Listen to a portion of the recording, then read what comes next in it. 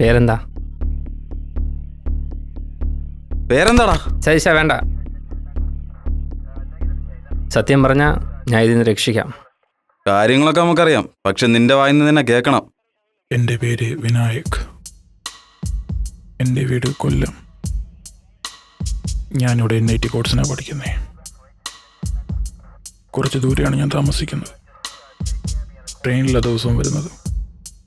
45 minute ഉണ്ട് ട്രെയിനിൽ യാത്ര.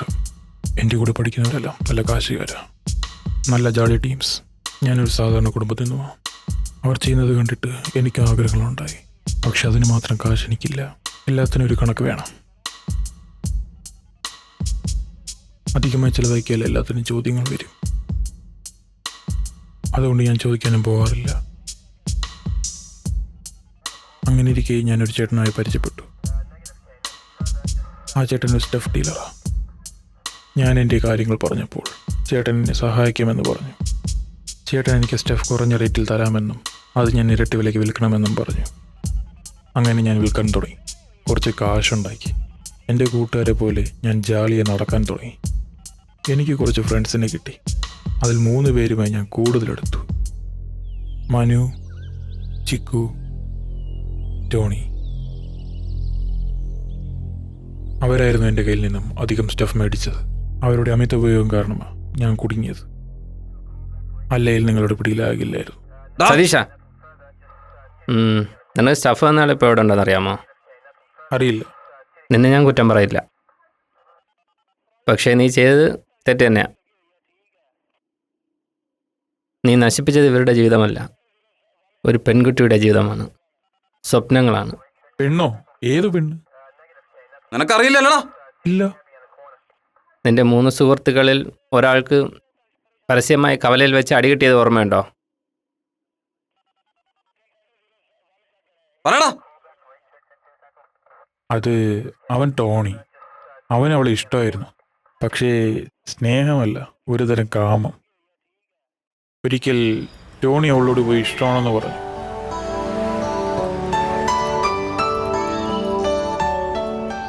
ഹലോ, അത്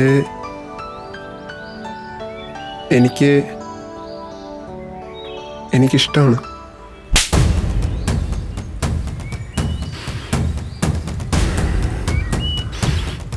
അന്ന് അവൾ അവനെ അവിടെ വെച്ച് തല്ലി. അതവൻ്റെ മനസ്സിൽ ഒരു വൈരാഗ്യമായി മാറി.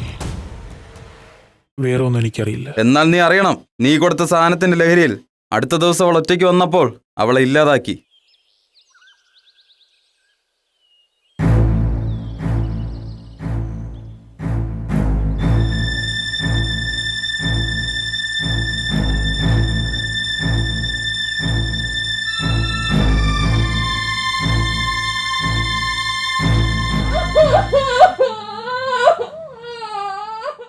അവളിപ്പോ ജീവന് വേണ്ടി തുടിക്കുക.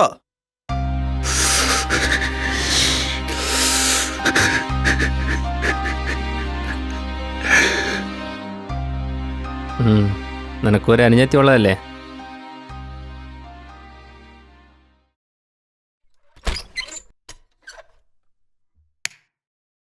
മോൻ പറഞ്ഞത് കേട്ടായിരുന്നോ?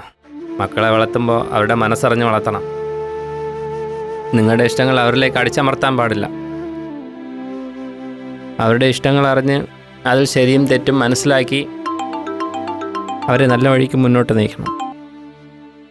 ഞാനിവിടെ നിന്ന് തിരിച്ചു. ഇപ്പം എങ്ങനെയുണ്ട്? ശരി, എന്നാ നമ്മളൊന്ന് പുറത്തു പോയിട്ട് വരാം. നിങ്ങളൊന്ന് വെയിറ്റ് ചെയ്യ്. സാർ, ഇവനെ എഴുതി വെച്ചിട്ട് വിട്ടേക്ക്. സാർ, മോള്? അവളൊരു പെണ്ണല്ലേ. അവൾക്കൊരമ്മയുണ്ട്, അവൾക്കൊരു അനിയനുണ്ട്, അവൾക്ക് കൂട്ടുകാരുണ്ട്. അവൾ പഠിക്കുന്നതല്ലേ, അവൾക്കൊരു അച്ഛനുണ്ട്.